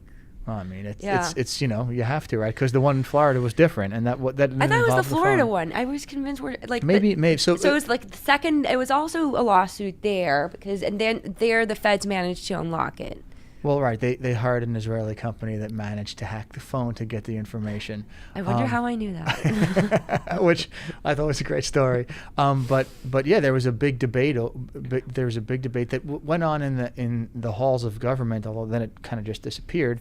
But they wanted a backdoor key to be created by the tech companies, and the tech companies said, we're absolutely not going to do that, because if we give it to you, then we can give it to whoever, and we don't think it should happen. And yet you see some of the tech companies do give the backdoor key when they build their products outside. Look at Project Dragonfly that Google's building for the Chinese government. Look at the Australian legislation, which was like, they were like, they had this proposal that encryption is going to be illegal in Australia, of all places, and they want a backdoor for everything. And so they can use WeChat. Right? Yeah, so they can just go make yourself a part of China and you're good. Exactly. And, everyone that's smart will use Signal, and they won't be able to get to it anyway. Or they'll use WhatsApp or any one of these things. But so I don't think WhatsApp is private. It's owned by Zuck, so it's never going to be private. He has all full access to all the metadata, and he knows how to cross-reference it with your personal information identity that he has you on Facebook and on Instagram, and he can overlap that in order to increase his granular analysis of you specifically, even if you just use WhatsApp. Oh, really? So the content itself might be encrypted, but now that he's converging, hence, here we go. So he sent his founders to Europe to tell everyone that he's never going to merge the Instagram, Facebook, and WhatsApp backends. And now he's doing it, and he's going to get away with it. And that's a really big risk, I think, for society at large. But going back to the point about finance, so far these companies have no access to the transactional graph of finance, right? Right. Because all your interactions with them are social in content. And what's interesting in the two plays that I see happening is Facebook trying to do payments via WhatsApp on one hand, and then you have Apple doing this partnership with I want to say MasterCard, but it's not MasterCard. It's Visa, and who else? Who's the bank for Apple? Yeah, it's not the one. It's the not card, Goldman's Bank, right? The card without the name that has a dynamic chip that they just came out with. I'm drawing a blank. I'm jet lagged. That's my excuse. And mine is I'm just drawing a blank. Yeah, exactly. I don't have much of an excuse. So enter that, and then how does zero knowledge proofs come into play? Because that's the ultimate privacy guard, isn't it? I don't know if it's the ultimate. It's one solution that's been around theoretically since the 1980s. It's two. It has? Yeah. The people who came up with what is it? Tell us what it is. Okay, first of all, what are zero knowledge proofs? They're essentially, how do you prove attributes or information about something without disclosing the underlying data? So it's kind of like you go to a bar and you don't want the bartender, not the bartender. You don't want the bouncer to know where you live or what your name is, right? You want to prove the bouncer that you're an adult without showing him ID or telling him who you are, how old you are, and what your gender is, and where you live. Yeah. I certainly don't want people to know my gender. That's why I don't give my license over. I don't know. I just thought I'd put it in. You never know these days. It's true. It's a weird world. So, all right. So, again, I'm jet lagged. So, there are all sorts of things that that you used to do that all of a sudden, like 5 years ago, you used to do that you get you thrown off of Twitter for doing, and then things that you can't say that were normally totally fine that have, If you were in a coma for a couple of years, you would be surprised at how much the world changed in those years.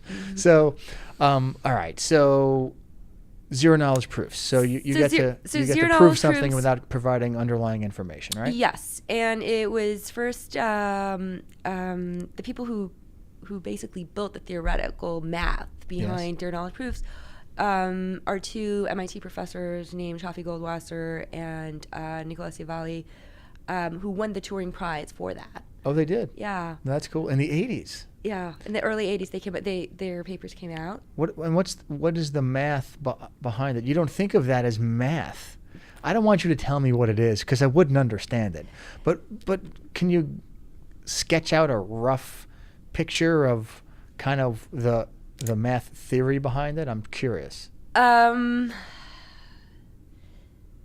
And no is a perfectly fine answer. No, I mean, essentially what it is you have a set of N players who contribute randomness that gets aggregated together in order for them to know that they can choose a point on a polynomial that is completely random and derive a proving key and a verification key from that point with a certain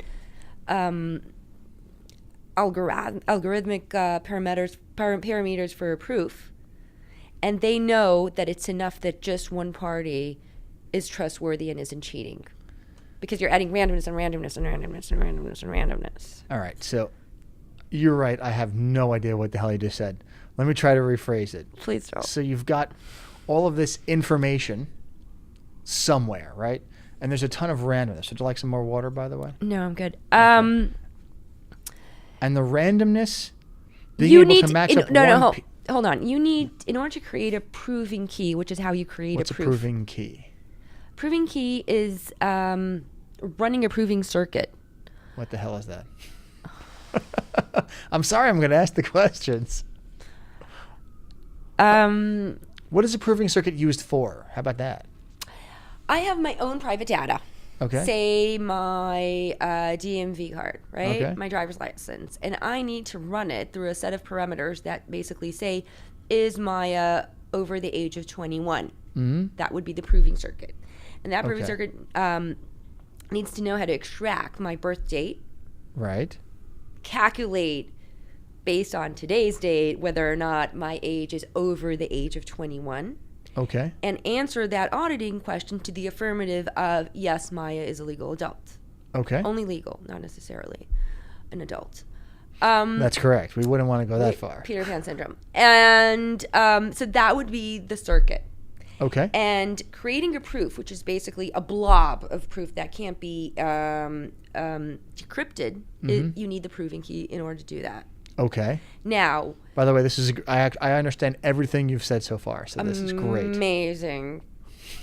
And you send that proof. Say, I can create a proof that I am an adult, and I want to send it to the bartender or the bouncer, right? Right. And he needs to say that blob and be able to verify that blob is an affirmative answer to the question, is that person that he doesn't know is named Maya, and he doesn't know if it's a female or a male, is over the age of 21.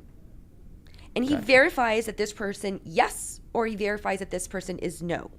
Okay. Like the proof is, it like can be verified that they actually asked, is this person an adult? And that's the key. And that's the verification key. Okay. Now with Snark, we were mentioning the differences between Snark and Starks. Yeah. What is ZK Snarks and what is Starks? Okay. You know what? Or maybe I'm saying it all wrong. So no, it's ZK Snark. Zero knowledge proofs are the family of proofs that are able that you need. The reason it's called zero knowledge is because you have zero knowledge about the underlying data. All you know is the proof that this person is an adult. Okay, right? good. And there are various implementations of that. To be honest, the first time any of this technology was applicable was when a group in crypto called Zcash, led by Zcash. Led by one of the most fascinating, I think it's one of the most fascinating projects out there. They launched a Bitcoin fork that's using zero knowledge proofs, so that the money is really private. So you have no idea who actually owns it or where it's being transferred to. The pseudonymous addresses are not available. It's not pseudonymous. It's actually private, right? You don't know who sent to who and how much. All you know is that there's a transaction, and it was affirmed to be according to the block structure. It's a valid transaction. Okay. And you can verify that money was sent, and that's all you know. Gotcha. Okay. So that's one. And you can see that today within the crypto, there are more and more use of zero knowledge proofs. How is it being used? Where? One is for scaling. So you can see that a lot of Ethereum 2.0 is going to use zero knowledge proofs or ZK rollups in order to increase the scaling of the transaction speed and so forth. You also see that in protocols like Coda. Well, let me just stop right there. So Okay. we'll get to Coda, but I just want to make sure that I'm getting it right. So essentially, the zero knowledge proofs are going to be used to speed up actual. I'm trying to pour the water in a way that you can see okay. that. So people can see. So it really is water. It's not alcohol, I promise. But I'm going to do it here, so there's not going to be any subversive advertising. Exactly. You know, we wouldn't want that. We shilled for Seagram's the first one. You know, so you realize you're still shilling, and I'm going to demand my Canadian Scotch in a bit. That's right. Well, anybody can go and look on the first ham-handed podcast that I did. You should send it to the Bronfmans. I should. They might appreciate it. They might appreciate that. All right. So, in essentially using privacy is going to speed up the processing of transactions on the Ethereum? Scalability, because the verification of past blocks is instantaneous, and you don't need to hold the entire blockchain on a node Gotcha. in order to verify new transactions. So that allows the blockchain to be this is still theoretical, to be fair, okay? Because we haven't seen it implemented, but that's a problem that several projects are looking to leverage zero knowledge for scalability, and then you see zero knowledge proofs being used for privacy, of actually obfuscating the data of who sent to who, how much. In financial transactions. In public chain transaction, financial transactions.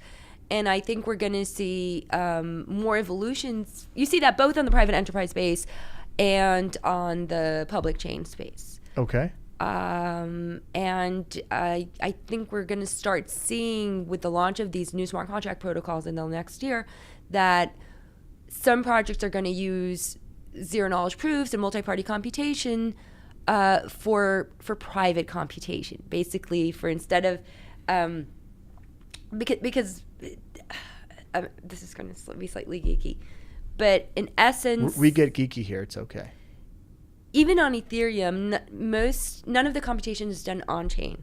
It's all done off chain, and a representation of that computation is hashed on chain. Okay. Right, and I think which means that the blockchain itself is not as information heavy, right? Yeah. Because and it's faster and it's more scalable, but essentially that means that you're just hashing like smart contracts and computation as a state machine and trading tokens.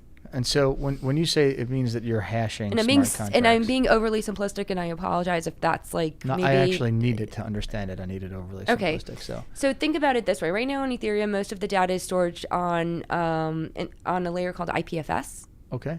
And most of the computation is done through Infura, who is completely dependent on a single vendor. And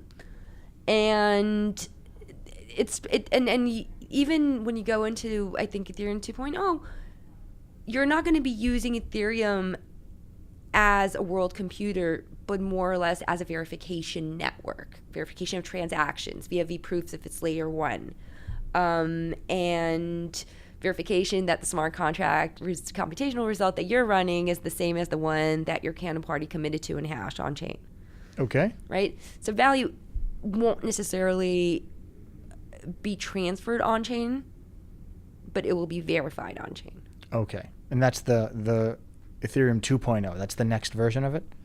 Yeah. Okay. Even today, I think it's verified. I mean, you have tokens like ERC20 that you're transferring, right? And the ERC20 token is what the vast majority of the value on chain is. Right. And also where most smart contracts are using the ERC20 protocol to write them, correct? Am I saying, is it writing them, or is they're not writing them to represent them? And then they have smart contracts on the other side that are connected to that, and those smart contracts run the computation. How much do we owe? How are we changing all that? And that's on off chain. And they're just sending the digital representation via the ERC20 or the ERC721. And you see it most highlighted is in ERC721s. What's the that? Fungible tokens. Meaning these are an advanced version of ERC20s that are basically unique. CryptoKitty. Well, heard of CryptoKitties. Non-fungible tokens that are supposed to be one-to-one unique, and you can't replicate that one Coinbase of tokens. Okay. And so think about digital assets from games, right? That's level 4 sword or rifle from I'm or World so of jet lagged. Warcraft, right? I wasn't going to go there. I was going to go with come on, what's it Not called? Castle Wolfenstein or the new thing, the Fortnite. Fortnite, right? What's it called? The battle royale. That's where I was going with this. That's WWF wrestling, but yeah. No, that's Fortnite Battle Royale. Well, I mean, before that, it was also used. They had battle royales in the WWF with Andre the Giant and Hulk Hogan and Randy Macho Man Savage, and they'd all get in the ring and pound on each other. I'm sorry, I'm still resentful towards Hulk Hogan for taking down Gawker. Well, you know what? He had good reason to do it. I'm not going down that rabbit hole. No, that's good. I'm not going to. Because we'd really go off of. I know, we're going to go all that. We're not going to there. So anyway, if you look at, you see a lot of hype in the public Ethereum space, and I think this is also represented in the private space, on non-fungible tokens, ERC-721s, different digital assets, IP licensing, identifiers, and so forth. Think about every unique representation that there is. And the slogan is own your own assets, right? Don't be dependent on a gamer or a game publisher or anything like that. And you can now trade your own digital assets that you've earned on Fortnite and whatnot. When in fact, when you actually look at the specs, you realize that within these tokens, they never store the graphics, if you will, or the game logic, or what it is that this token represents. There's a metadata pointer to some server that the publisher still owns, and they can still unplug the server and take your money away. And then you're left with an ERC-721 that is worthless because it has no graphics. You can't sell it. You can't run the game with it. So it's non-fungible, or does that make it fungible? It's totally disconnected. It's non-fungible because you can't pool it with other tokens of the same kind, and you won't know the difference. Like, you can't mix and match between them. That's what I'm trying to say. Gotcha. Jason's sword is always going to be Jason's sword. And if you upgrade to level 5 sword because you put in, 20 rubies, there's still only going to be that one Jason's sword. Gotcha. Make sense? It does. Okay. I follow. Good. All right. So now tell me if you said this or not. Or maybe you were implying it. Were you implying plausible that? deniability is my course of action at this point. That's good. Okay. I'm just going to deny it, and then we're going to see if it might be true or not. All right. So I guess, were you kind of going towards the fact that these non-fungible tokens are part of the... Are they part of zero knowledge proofs, or that's just a separate? No. I was trying to make the point that the ERC 721s, these digital asset, non-fungible tokens, own your own assets, is there's You don't really own it. You never really own it. It's just a representation of something that is still owned and run by that same publisher. Gotcha. Because you never run the computation, you never really own that data. It's just a representation of a data that's still owned, just like in Fortnite, within that one publisher. And the reason I say that is because I don't know, this is between me and myself, I still sometimes struggle in finding the use case for blockchains. What is the selling, the sales pitch, and what is the real use case? Do you know what I mean? I do. I mean, here's my take on it, because it's a very good point, and I've heard a lot of really smart people say that now. One eloquent way of saying it is blockchain is a solution looking for a problem. That's a very non-elegant way, I would say, and I'll tell you why. Because tell me. Because no, I'm not being tell judgmental. Us how you feel, Maya. because that's a way of being dismissive towards all the progress and innovation and analysis that's been going on in this space for the last 4 or 5 years. And the concept is that it started out as a way to fund open source projects. Well, it was before that. It was just a payment system. It's electronic money. I mean, it's great for that. It's great for that. As what? As a store of value, as a means of exchange, as any of it. Depending on whether the network is clogged. If it's clogged, then it's not really good for. It's a store of value. You can't. So we're back to exchange. the scalability issue, right? Yeah, that's true. It's true. So if it's a store of value, you mean you still need people to use it and price it higher and higher. Otherwise, it's not a good store of value. Well, you need people to use it. It doesn't have to continue to be priced higher and higher. It could fluctuate. Okay. Gold fluctuates too. So here's the question: is it valuable because it's centralist? Because if for some awful turn of events something happens and we need a way to transfer our assets without being sanctioned by the U.S. government, Right. is that the use case? That It makes is it a store of a value. use case. See, so that's For, what I'm saying. for any government, really. I mean, Centralist. If I was living in Venezuela, I wouldn't. Their money's worthless. I mean, you. That's a society that needs cryptocurrency. So it's an right? alternative banking system that is open sourced and can be globally used. Yes. So it never really is. So it's not. So that's my point. So it's not a problem looking for a solution. Do you understand what I'm saying? I agree with you because it is. I mean, well, okay. So two things. So the people that say that what they're saying is that in the vast majority of the world, the centralized banking system is sufficient, but the response to it's a problem, it's a solution looking for a problem, is many of the third world countries that don't have a stable monetary system. I mean that's so you're gonna peg it to it. something else, and despite the fact that throughout history you see that every euro dollar or pegged stable coin that's happened has always failed, right? So if you look at Africa, there's this oh shoot, I forget what it's called. This pegged to the French franc that doesn't even exist anymore, stable coin in order for them to kind of bootstrap financial stability, or Argentinian dollar pegs or euro dollars.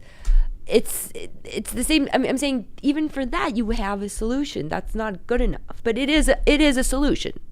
Yes. It is.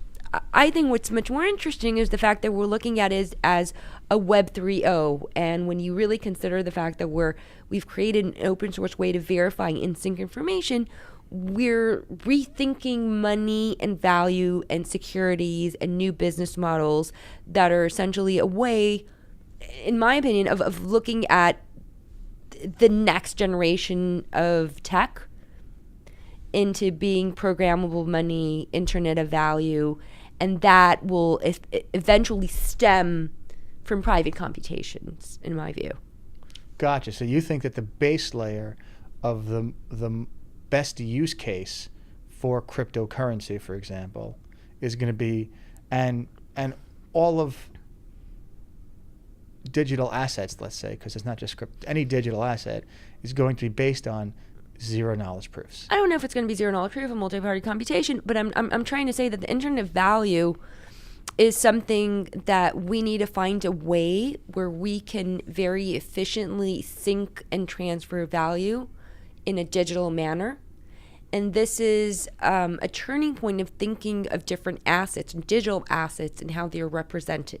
And then what is derived from that is the fact that essentially a lot of the services and onboarding and transactions that we have in Web 2.0 need that value system and privacy, and blockchain as a back-end infrastructure is going to help facilitate that. I agree. That was the first thing that when I heard about blockchain, I said it's going to change everything and nothing, because all of the back office will eventually be blockchain when all the base layers are down and everything, and they've got the system going the way that dial-up, AOL dial-up God, I remember AOL. Is now on my phone, and I have access to all of the information within seconds that would take, 30 seconds to a minute to 10 minutes, depending on when we're talking about it in the development of the internet. So hold on. So let me just take it back, because I think I do want to dive deep into it. So let's take security. You're a security lawyer to some extent, right? I don't call myself a security lawyer, but yes, I do deal with it on a fairly regular basis. But you're not one. I mean, I'm a financial services attorney. That's kind of how I describe myself. I think it's the most accurate. Securities lawyers are a subset of that, let's say. So you're a generalist financial service lawyer. Yes. Okay. I'm not. I have a very strong financial services background. It's a lot of it. securities will come Jason, in, but I I'm just not a wanted- securities attorney. Jason, so. I just wanted an excuse to geek out on securities right now. Okay, We can geek out on securities. You realize Let's do that, it. right? Yeah, I understand that. So Like we'll do you it. know that we're Let's on the hit it. same page here. Okay, Because I can geek out with you on some of the stuff. I know. Do you want to authorize it? Do you want to put it on blockchain? Do you want to hash your permission there? Well, I think it's. Do we been need to have a hashed. ZKP? Do I need like a verification key in order to make sure that everything's great? It wouldn't work for this program. It wouldn't. Okay. Oh, you know what we need to do? Tell me. We need an NFT issued specifically for this podcast, so people can only access it with that NFT. For example. I like it. NFT. Yeah, Why don't you say what that is? I did non-fungible token. There you go. Okay, good. C721. It's the acronym. There are too many damn acronyms like OG and I'm still You're stuck on an OG for some reason. I don't know why. because it's a ridiculous. It shouldn't even be an acronym. It shouldn't. We already have OMG. What the hell is the real difference? OFMG is the best. OMFG. Yes, that is. I also like ROTLF. What? Rolling on the floor. ROTFL. There you go. Okay. Rolling on What the floor is laughing. It's very, very old. It really is. Yeah, we're gonna. Okay, so we're gonna go back. So to let's talk about let's do securities. the geek. Yeah. Let's geek out on securities and not acronyms. Oh wow. So I think it's really fascinating that you see. So for example, I think we're really rethinking about what is a security because of different utility tokens and whether or not it's a payment token and work token and all those things. Where in essence, when you consider security, it's either an asset, i.e. equity, or a debt instrument, right? Right. And if you look at assets, essentially there are three different functions there. One is voting shares for governance or proxy, whatever. Right. Two would be dividend payments that are owed if you own the underlying asset, right? Correct. And three is actual ownership of that entity. Okay. Right? Yeah. So you see that because tokens are making us rethink that, you now have new instruments like work tokens, or you can look at BNB and some of the exchange tokens, where essentially they're saying, hey guys, we're going to give you a token. You have absolutely no right to our company. You get nothing. But you know what? We're going to burn the supply of this token, which is fungible token, before you try and hit that one, according to our cash flows. And if you hold this token, you're entitled to some of that cash flow on one hand. And on the other hand, you can see some projects are saying, you know, this nice new security that we sold you in order to raise money, that security that gives you a certain payment is also your premium ticket to get allocations within our projects, i.e. BNB and IEOs. We're always going to go back to IEOs. I'm obsessed. So, all right, what is a BNB and what is an IEO? BNB is a work token for Binance. Okay. And an IEO is an initial exchange offering. We're going to stop talking about it and go back to the security geek out. So today you have this one contract that says it's an equity or it's a derivative or it's a CDO or any of that. And it's just that one asset that includes all three of the properties and functions that I described earlier, right? The voting share, the ownership, and the governance. Correct. Within the digital space, we can now slice and dice these things and sell them off separately as bare assets. And we can also reconnect them to different other contracts or derivatives. How can you slice off a voting, a digital asset that allows you to vote versus a digital asset that allows... Oh, I see. Right. It's One just is a right function to that vote. we're having a governance call, and this one token you can vote, and I'm selling you three different tokens, one for voting, one for... you don't have to bow out. Like, it's fine. I'm just adjusting myself. You're You've been sitting for a while. We get to move around a little bit. True. Do you want to... Never mind. Those two. Okay. Dorky. Yeah, so that, in that sense, we can start thinking about that. My issue on the other side of that, I think, is that we're also reinventing a lot of the most toxic instruments on chain, and you see that mostly in the public chain space, where you have new synthetic graphs, and I think we're going to see CDOs with crypto-based lending and crypto-based instruments that have a ton of systematic risk, in my opinion. But on the other hand, they're also a very interesting... You're talking about ETFs now? No, I'm talking about DAI and CFDs and literally P2P lending, crypto-based lending. Well, so DAI is something from the MakerDAO, correct? Yeah. You're talking about stablecoin, yeah, based on makers. Right, and so the MakerDAO is essentially, from my perspective, the way I've seen it used, is it is a financing entity that allows you to turn funding into a digital asset that you can move without actually selling it.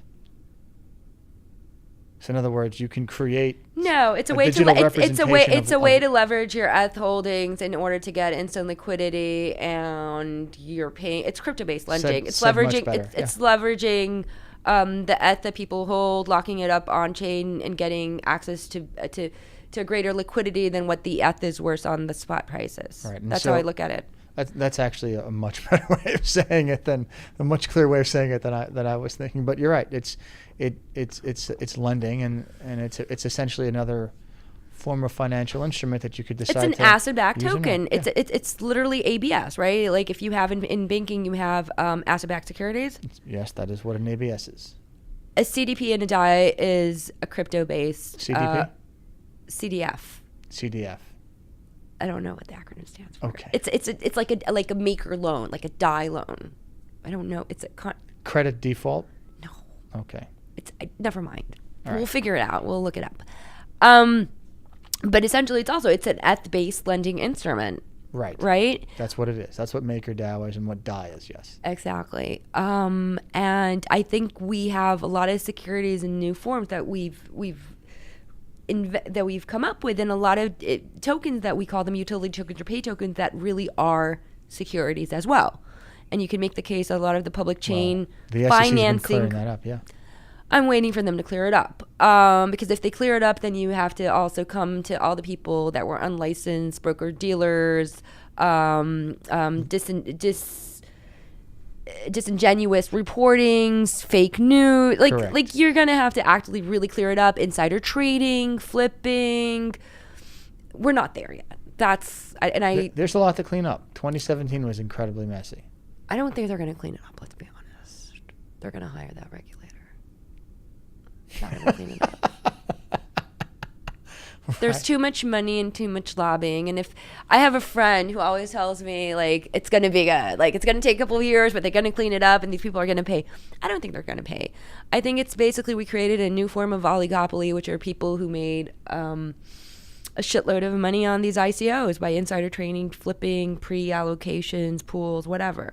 Oh, well, there's a statute of limitations to contend with as well. And, I mean, that would be the way to do it, right?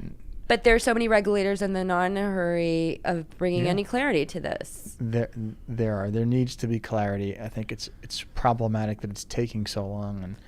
And if you want the legitimate people that are looking to innovate, that are looking to actually do things in a regulatory compliant way, are having a very hard time now. Doing it the right way is a lot more difficult than making a lot of money and just like. There's so many separate costs to doing it the right way and figuring out what is the right regulatory regime, what is the right security. Like, and then when you add uncertainty from the regulatory agencies, you pay the premium for that. It makes it even harder. So I think that part is we need clarity now. But it's not even that, the clarity. A lot of it is basic banking services, because when you really look at the big picture, crypto has had to rely on some shadow banking services because they didn't have access to banking, to regulated banking. So when you say shadow bank, why don't you give us an example of what you're talking about? Crypto capital, the shadow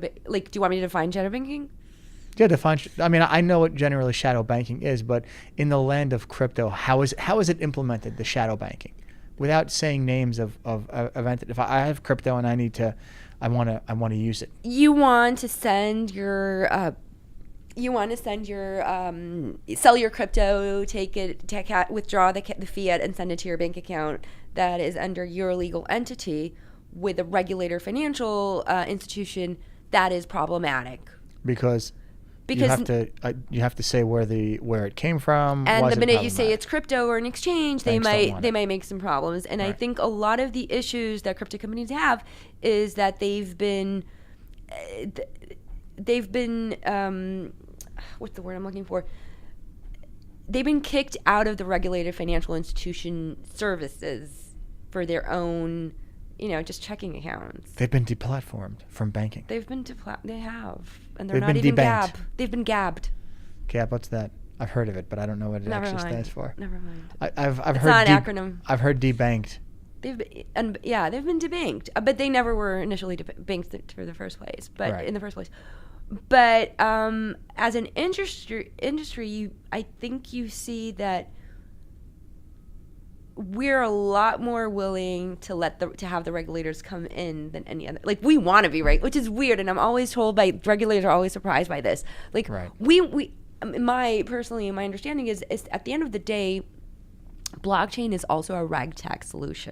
It is. It's a perfect audit trail. Exactly. I mean, look at all the different indictments and convictions that what's her name, Catherine Hahn had with Bitcoin. Because if they're able to know what transactions Once happen, they get the pseudonym, you're dead. it's an immutable database, right? Yeah. And one of the most interesting, by the way, I find it fascinating that all the biggest security, or let's put it this way, the biggest offenders left a trail on a blockchain in the ICOs and pre-allocation, all that. And I find it really funny that no one is actually looking into this because it's all there in plain sight. It is. Right? I mean, it's mixed up a little bit because you can't actually say who did what, but you can figure it out very easily, especially on the big ICOs. Like, it's not hard to figure it out. Right. I mean, it is, but you have companies, really interesting companies that do on-chain analysis, like Chainalysis and Elliptic and others like that, that I think that service is going to be more and more needed. Yeah, Chainalysis is essentially the new forensics, right? I mean, they're the ones. Chain forensics. Yeah. Yeah. That's exactly right. And a lot of regulators are looking into those companies as as their first foray into using the blockchain for regulation. At the end of the day, I think regulators are going to be participants on chain, not just in the analysis. I agree. They're going to hold a node. They're going to write parameters for proofs. They're going to define what the prerequisites are for onboarding other participants, other nodes, other miners, validators, whatever you want to call them. And they'll do audits. And they'll already have the audits, and they'll have nothing will be private from a regulator, right? Because people always kind of, I find people, or I'll testify about myself, it's not intuitive, but the truth of the matter is when a regulator wants information, he knocks on your door, you're going to give him all your data. Pretty much. Like, you have unless you're Trump, but you're going to give them all your data. Well, there are plenty of people that object when they get subpoenas. So it's not just the president of the United States that does it. Everyone does it. I don't think the president of the United States is objecting to subpoenas. I think he's objecting to the concept of separation of power and oversight. But that's me, and we're not going there. He's doing a lot of things, but the point is that when regulators come knocking, if they knock with respect to a subpoena, or if a regulator comes to you and wants to get information, you do have legal remedies. You can hire a lawyer to quash it. You can hire a lawyer to stop the investigation, and you can bring a lawsuit against them. So you can do those things. It's just that it's not very economical to do that. I was waiting for that. It's the most effective course of action is still understanding that eventually you're going to disclose this information, and you might as well give it ahead of time and understand if something isn't aligned to the regulator's requirements, or they want a job in the future. Sorry. And and most businesses will say, okay, we're going to respond. The regulator comes a knocking, and the regulator says jump, and then the business says how high. I mean, that's yes, it. But you also have to understand that I think. And I don't like that, by the way. I think there's such thing as overregulation, and the state shouldn't be doing things like. I mean, I was going to make a different point that the regulators aren't that powerful, and they're understaffed, and under budgeted, and overwhelmed a lot of times. and they don't have the capacity to deal with an overabundance of data that can be showed on them. They don't want to. They don't need that problems, right? That's one side. The other side of that. That's not my experience of it, but that's okay. I mean, it's a point. I mean, there's a lot of... They're understaffed. They're absolutely understaffed. They're undereducated. I think enforcement of regulation is more of a managing it and not actually enforcing penalties. It depends on who's got their hooks into you. We're back to that. The other side of it is, and this is legal, I think, what kind of laws are they regulating? Is the law codified? Should it be codified? Are you in the set of belief that common law is what you want for regulation, where you can debate everything, right? Or do you want it to be set in stone and codified in contract? In the U.S., it really is supposed to be set in stone, and when you don't set it in stone, then you have the ability to, as a participant in that regulatory system, to object to it. You can. That's what the Administrative Procedures Act is, and there's a very fair argument that you can be making that the lack of regulatory clarity in digital assets requires the regulators to actually make rules. So, Yeah, but look at what they're trying to do. I mean, they're going for they're striving for no actions instead of kind of rethinking what the bare minimum should be. And I think the regulators or the participants? The participants and the regulators, they're looking at no action letters as like achievement unlocked. We found a way to live with regulation and all that. And that's why, specifically in the U.S., I have to point out, Caitlin Long's work with Wisconsin and the digital asset regulations is very commendable, I think, because it's the first time that you're really trying to define the different intermediaries and what their requirements are, and how can you combat the knee-jerk reaction or need for financial institution to rehypothecate digital assets. And that's correct. On one hand, it's very commendable. On the other hand, I think some stuff you don't want to regulate. Like, I actually want the regulator to understand this tech and use it, to understand it is their friend, and they should be regulating via the tech. I agree. Not the tech. I agree. I agree with all of that. Wow. Look at that. Can you imagine? I love that you're entertained by this. Yes. So I think there's legally, in terms of regulators and legislators, you see that, for example, the Swiss FINMA. I always get FINMA and FINRA confused. I think I might have earlier said FINMA and meant FINRA, by the way. So I did that to you when that happened about it. It happened in the beginning. It's my fault. You did that for me, and I knew it was FINMA. So FINMA, you see that there's also regulatory arbitrage between countries and jurisdictions that were quick to define very loose regulations and definitions for tokens. Correct. FINRA, Malta, Jersey. FINMA, Jersey. Mama Fin, yes. That's right. And there's going to be a cost to doing business that way on one hand, right? Because there's a lot of value capture or initial early stage value capture of all those capital. Maybe, yeah. But it's going to come at a cost eventually. And I think doing nothing isn't a solution either. And there's a lot of things that we still don't know, though. You don't want to have the phrasing and the structuring of new legislation and regulations to become it's as much of a honey trap as not. Like, do you see what I'm saying? It's like you lose anyway. That's great. I love that. Yes, you're absolutely right. It's a honey trap. You're absolutely right about that. Yeah, no. Yeah, I mean, it's true. If you jump in too early and you make regulations that don't make sense, then you're going to have a lot of problems later.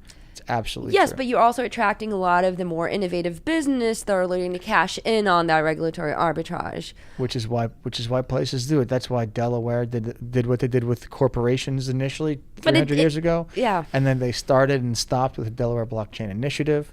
I had Andrea Tiniano on the show. Oh, really? We spoke in depth about that. Yep. So but the other way that you're looking is that you have different regulators creating the sandbox networks, which I find to be fascinating on one hand. I have issues with how it's implemented long term. of taking different projects and saying, hey, you know what, we're going to test this and how that integrates into our existing financial infrastructure and what the integration implications and systematic risk that we need to account for in order for us to define what the regulatory requirements going forward are for custodians, for broker-dealers, for security tokens, yada, yada, yada. And regulatory sandboxes are great. If they're well defined. I've seen a lot of them that I wouldn't say regulatory sandboxes are great. If you say that the requirements are such that you have a product and you already have an existing pipeline, then you're just giving that away to the incumbents and creating a moat for startups and innovation. I mean, it's all in the nuance, right? It's in the details. That's true. God's in the details any way you see it. And on the other side, and let me just go back to the security geek out, is you mentioned Delaware. This is like one of my favorite things.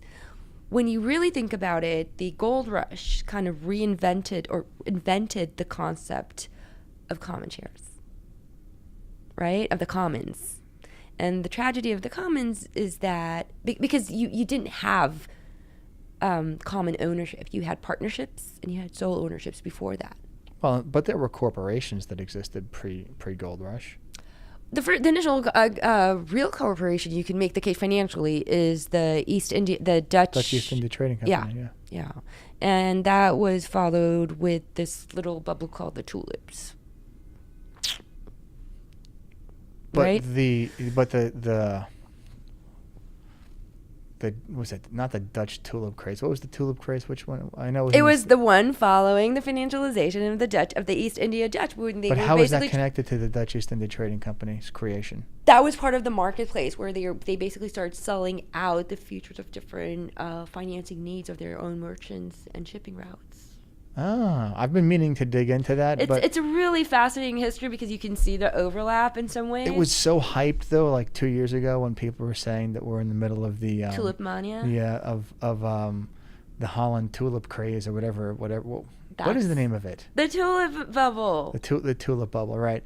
It was, you know. And I like tulips. It's my favorite flower. They're a beautiful flower. They're perfect. It was overdone. Mapplethorpe.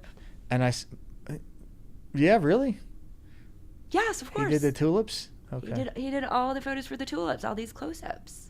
I thought that was, well, I guess also the sex flowers also of Georgia that. O'Keeffe. So, that's right. Yeah. You're getting them mixed up. Well, I mean, the gender again. I'm not mixing up Georgia O'Keeffe. You're mixing the genders. And Mapplethorpe. But I was on the tulips. The tulips is Mapplethorpe. Right, exactly. But they both turn flowers into sex symbols of some odd way. How did we get there? So, all right. We're talking about bubbles and financial. You said tulips. I said tulips. It is the first bubble. I didn't. No, I don't know that it was the first bubble, but I do. But it's cool to know that it was related to the Dutch East India Trading Company. Yeah, and then when you look at and I want to dig into that at some point, on my own. I'm shutting up. Why? You said you wanted to get into it on your own. No. I mean, like in the future. Okay. I mean, I'm not saying, hey, we should delve into that at the moment. That's all. So my point about that is that when you look at the common shares that we know today, the ones that we buy on the NASDAQ or the New York Stock Exchange, the power of that a lot of times has been diminished in terms of the governance. It's mostly a dividend play, right? Yes. And that's not even where the returns are because we only get them on the retail market after they're dumped post stage F SoftBank kind of investments. And when you really think about it, tokens, as the way they're represented, they're a new form of the commons or security. I mean, they're less than that, right? Because you get a token, but you don't get any right to anything. Depends on how we're legally defining it and how we're going to enforce it. And code is not law, and enforceability doesn't happen on chain. Yes. Agreed. Yes. Agreed. We're not going there. Like we're in complete agreement there. But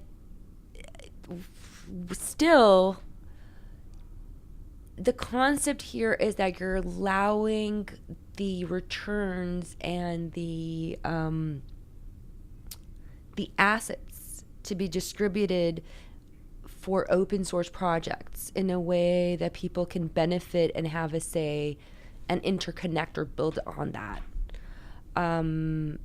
Usually these kinds of networks and innovations of infrastructure like the ones we're seeing on blockchain would happen in private companies, patented, right, under vendor locks and stuff like that. And this is done in order to create the network effect and the understanding that lowering the moats is something that's going to benefit everyone. Now, of course, it benefits the early investors more than it does everyone else. But at the end of the day, it's a rethinking of what the commons really are and how many rights do they have. So you were saying the token is worth anything and it's not legally obligatory. Yes. But what if you say this is a Delaware contract and we're enforcing it here and you have to be a U.S. entity? Like if you start making the conditioning and the parameters and kind of fencing it into the right legal framework and just making it something that can be transferable across jurisdiction, it's super powerful. Oh, there's no doubt about it. Yeah. Yeah. These things are all. Tell me this. What are you seeing? Are you seeing anything there was a lot of talk and has been a lot of talk about digital securities. What do you I think what we're talking about kind of ties into it. Yeah. And then after we do that, we're gonna wrap up with the final two questions that I have for you. Okay, digital securities. So I call them security tokens, and I think there has been work on them. Which is redundant, by the way. That's why I call them. Because the token is secure and. Because the token is a security. That's why in the U.S., right? The SEC said we're still calling them in February 2018. But not all tokens are security. They have to be sufficiently decentralized, and then they're a commodity. They're in some ways you can say that the SEC ruled out the concept of a utility token. Yes, which is why I don't call them security tokens. Can we not do the nuance? I'm just calling them security tokens. Call them whatever you want. I'm just calling them security tokens. You can cut and paste and call them, because it's not going to come out that way. So what's interesting is that you see a lot of financial institution consortia have been working on their own concept of creating tokens as securities or CLOs or CDOs in their own private chain. And you see a lot of exchanges working on their own tokenizing assets and issuing them. Plenty of those. And then you see synthetic assets as security tokens of saying, hey, we're going to create an SPV and this SPV is going to buy, I don't know, Uber stock.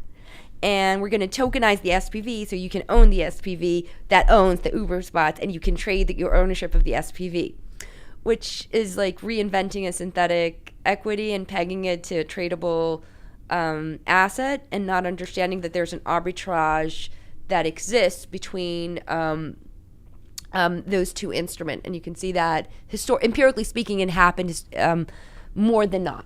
And it's starting, and when you do that, it starts to sound like BS, right? I mean, it is. Like, why do you need an SPV? And if it's an SPV and I have ownership of that, then that means I'm relying on the lawyer in order to entrust the fact that I actually, that SPV actually, that can guarantee and notarize that the SPV is the ownership of the underlying asset. Right. It's the keep it simple, stupid, model of everything. Yeah, but Jason, we came full circle. We're back to the underlying asset and synthetic products that are supposed to represent the underlying asset. That is correct. You think they're going to go anywhere? Digital securities, security tokens?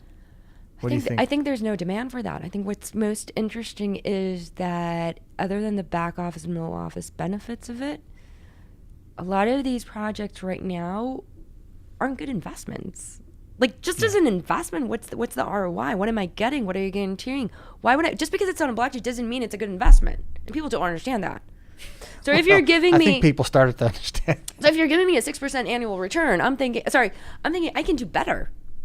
I don't need it to be a blockchain. I don't care if it's a blockchain. Right. And the whole concept of we're going to put it on blockchain and then we're going to get the liquidity premium and you're going to enjoy that because it's all tradable, that's BS. Because liquidity only happens if you have a buyer and a seller and they agree on a price and they're able to reach settlement finality. And you have a market, which is all part of which is a market, an actual right? place to sell it to. Yeah. Exactly.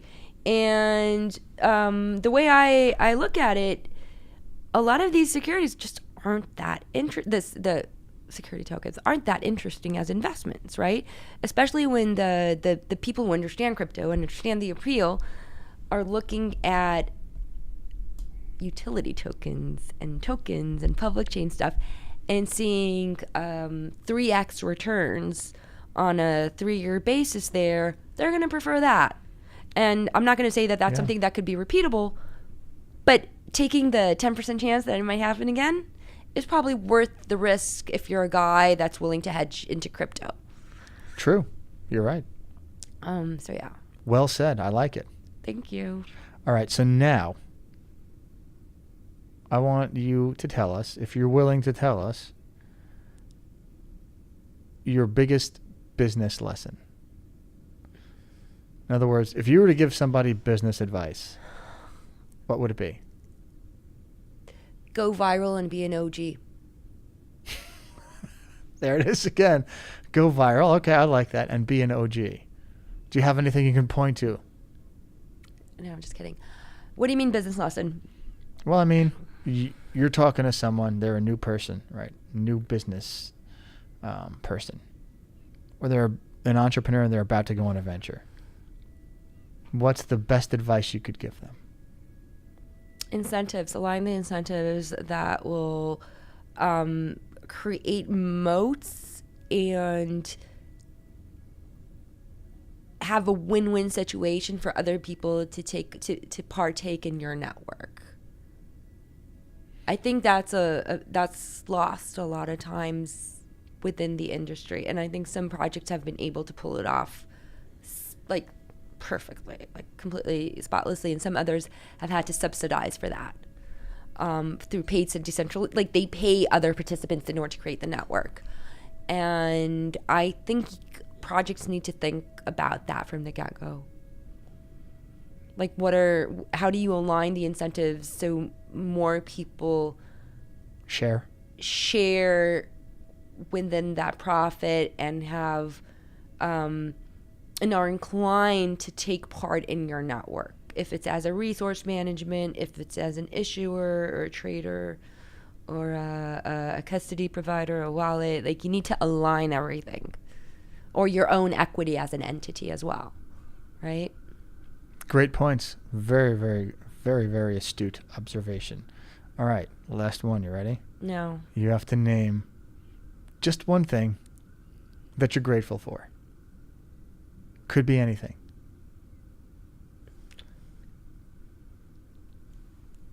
One thing that I'm grateful. Oh, God, that's right. Jason, really? Yeah. I am, okay, honest to God, I'm actually grateful for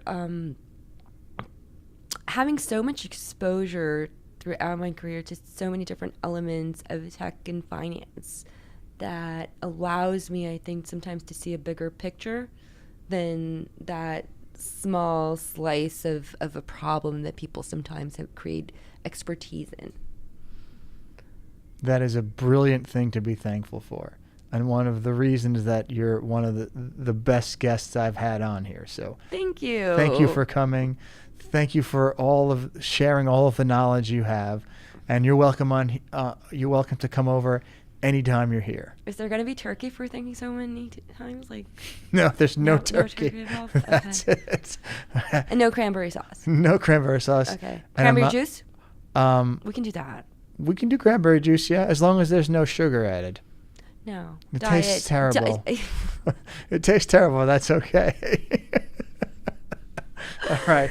It was a pleasure, Jason. It's always a pleasure talking to you. And thank you.